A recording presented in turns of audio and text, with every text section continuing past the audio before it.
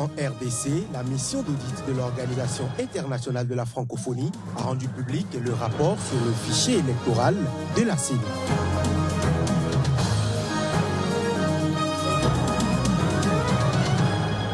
En Afrique du Sud, le vice-président Cyril Ramaphosa a reçu une citation à comparaître afin de s'expliquer sur le massacre de grévistes à Marikana en 2012.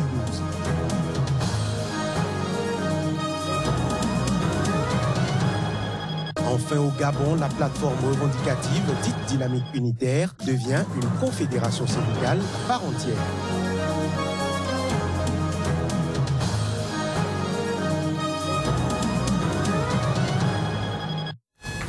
Voilà pour le sommaire. Bienvenue, bonjour à toutes et à tous. Mais avant tous ces titres, au moins 120 personnes ont été tuées vendredi soir à Paris dans une série d'attaques terroristes sans précédent en France, dont un carnage dans une salle de spectacle au CLI de Allahu Akbar et un attentat suicide au Stade de France. Et ces attentats ont aussi fait plus de 200 blessés, dont 80 grièvement atteints, selon une source proche de l'enquête. Les autorités ont évoqué au moins 7 assaillants et indiqué qu'ils avaient peut-être encore des complices ou des co-auteurs dans la nature. Quelques 1500 spectateurs étaient présents au Bataclan, célèbre salle de concert proche du lieu où des djihadistes avaient déjà décimé la rédaction du magazine satirique Charlie Hebdo en janvier lorsque les assaillants ont fait irruption. Au moins 6 attaques simultanées à l'arme automatique ou à l'explosif ont été menées dans des quartiers très prisés les soirs de week-end ainsi qu'au Stade de France, au nord de la capitale où se déroulait un match amical de football France-Allemagne auquel assistait le président François Hollande. Les 4 assaillants du Bataclan sont morts dans l'assaut donné par les forces de l'ordre, dont 3 en actionnant leur ceinture d'explosifs. Près du Stade de France, un kamikaze a aussi trouvé la mort en se faisant exploser. Ces attentats suicides sont une première en France. Près de 80 000 personnes assistaient au match dans le stade qui a accueilli la finale de la Coupe du Monde 1998 et tiendra de nouveau la vedette lors de l'Euro 2016. Dans une allocution télévisée, le président a décrété l'état d'urgence sur tout le territoire et ordonné des renforts militaires, 2500 hommes à Paris, qui s'ajoutent aux 7000 soldats déjà déployés en permanence pour des missions de sécurité sur le territoire national depuis les attentats de janvier. Suivons ici quelques propos de personnalités et de victimes suite à cette attaque. Ce soir, Paris paye très cher face au terrorisme, mais nous sommes debout et nous resterons debout. Le bilan est très lourd. Des sites qui ont été frappés sont des sites où les Parisiens aiment sortir, où la jeunesse de Paris aime aller les week-ends, le soir. Donc on a voulu sans doute toucher, atteindre aussi cette liberté et cette jeunesse.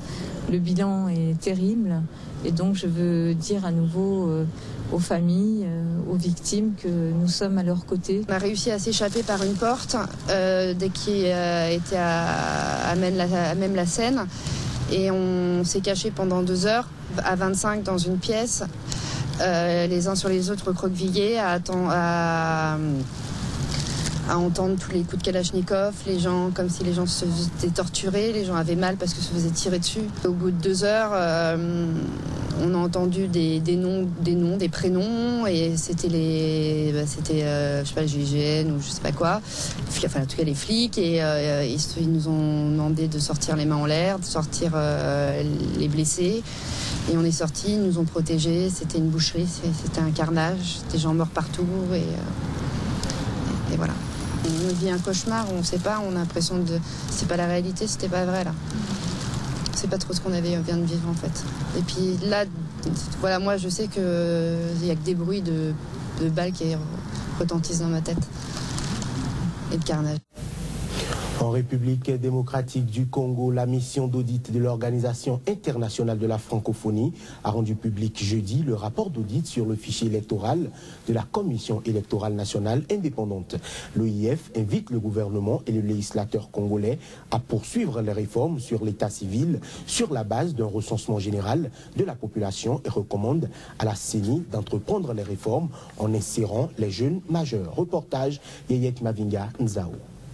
une année de l'élection présidentielle, la Commission électorale nationale indépendante a encore du pain sur la planche, car la révision du fichier électoral reste une question importante pour la crédibilité du processus électoral en République démocratique du Congo.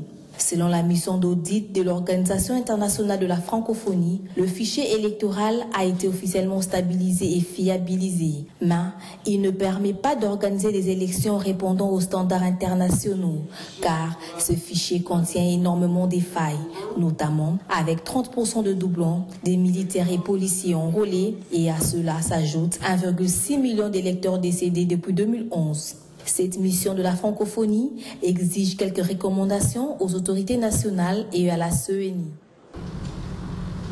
La mission de l'UE invite les autorités nationales et le législateur à poursuivre la réforme de l'état civil sur la base d'un recensement général de la population à vocation d'état civil en vue de créer à l'avenir des liens entre les données issues de ces travaux et la constitution du fichier électoral. La mission de l'UIF recommande à la série 2 entreprendre les réformes nécessaires permettant d'aboutir à un fichier électoral inclusif, intégrant les jeunes ayant atteint l'âge de 18 ans.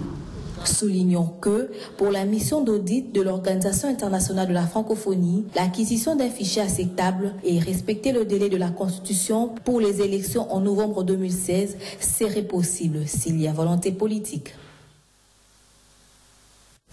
Au Gabon, la plateforme revendicative dite Dynamique Unitaire, née en janvier dernier, change de statut. Elle devient désormais une confédération syndicale en vertu d'une décision légale de la mairie de Libreville à l'issue d'une requête introduite par ses principaux animateurs. La confédération Dynamique Unitaire a fait sa sortie en cette fin de semaine en présence de Paul Avugundila. Tel un serpent, la plateforme syndicale a fait sa mue tout en restant égale à elle-même.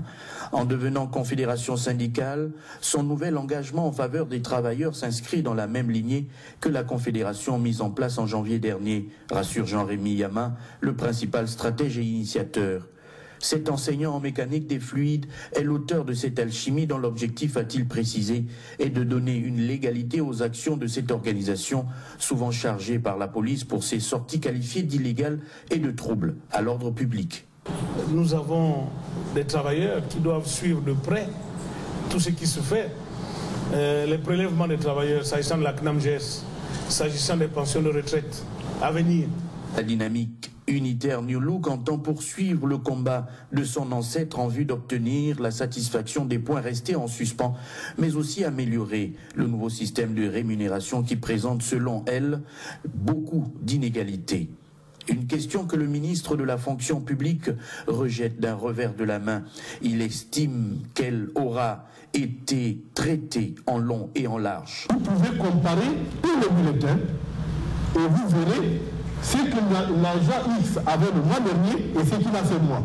Et je peux vous dire, l'honnêteté intellectuelle voudrait que si le mois dernier j'avais 100 francs et que ce mois-ci j'ai 105 francs, même ici c'est 5 francs. Il y a une augmentation parce que je n'ai rien fait de particulier pour mériter cette augmentation.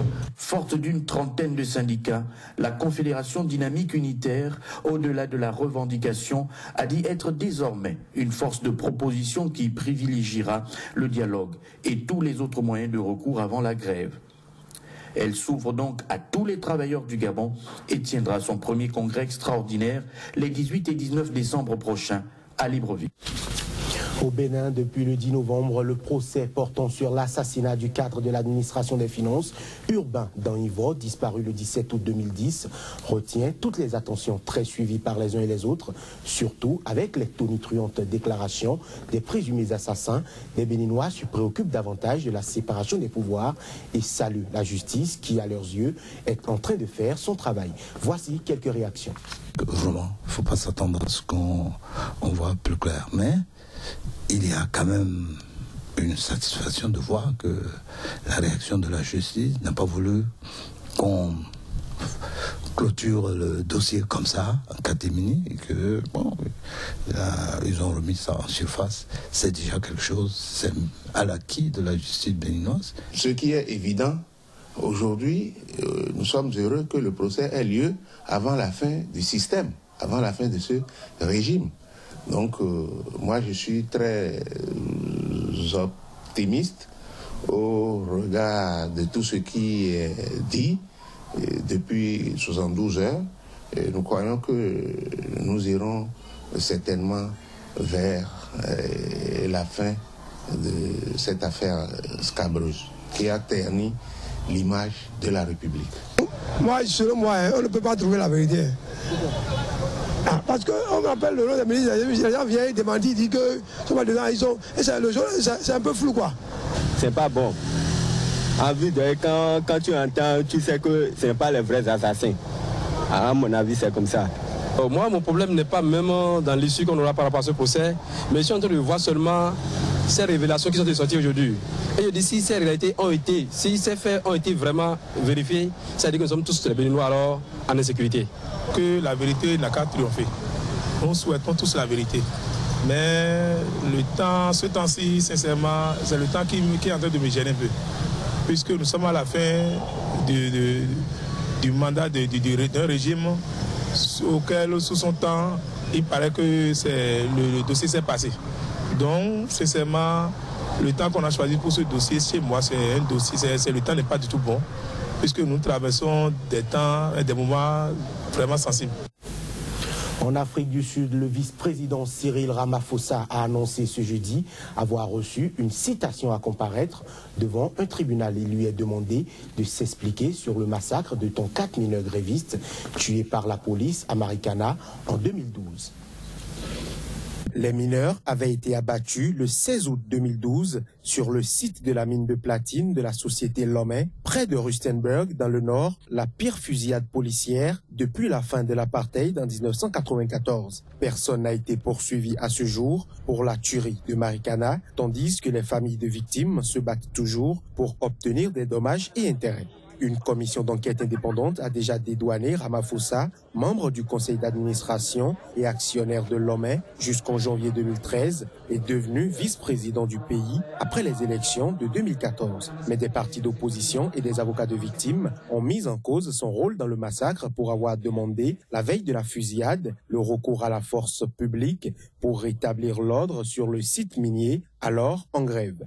Cyril Ramaphosa a annoncé au Parlement qu'il ne pouvait commenter l'affaire de Marikana, étant désormais parti dans le dossier judiciaire.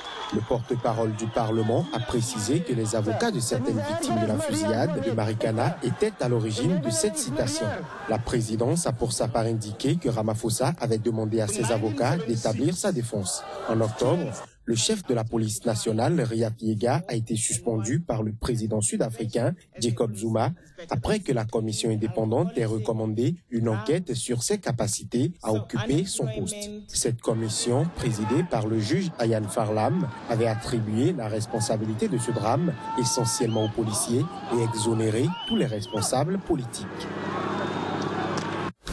Restons en Afrique du Sud où 5 des 9 provinces du pays ont été déclarées en état de catastrophe naturelle en raison de la pire sécheresse qui frappe l'Afrique du Sud depuis plus de 30 ans. Selon le ministre de l'Agriculture, la sécheresse frappe toutes les provinces et les pays limitrophes risquent d'être affectés par une restriction des exportations sud-africaines alors que l'Afrique du Sud est le principal fournisseur de céréales de l'Afrique australe. Les 5 provinces les plus touchées sont le nord-ouest, le KwaZulu-Natal dans le sud-est, l'État libre dans le centre, le Limpopo au nord et le Mpumalanga à l'est qui héberge le célèbre parc Kruger. La sécheresse touche également l'approvisionnement en eau du pays. Selon le ministre de l'eau, Nomvula Nokiniane, 2,7 millions de foyers, soit 18% de la population, sont victimes de coupures d'eau. Mesdames, Messieurs, ce sera tout pour cette édition. Merci de nous avoir suivis. Très bonne suite des programmes en compagnie de Sika.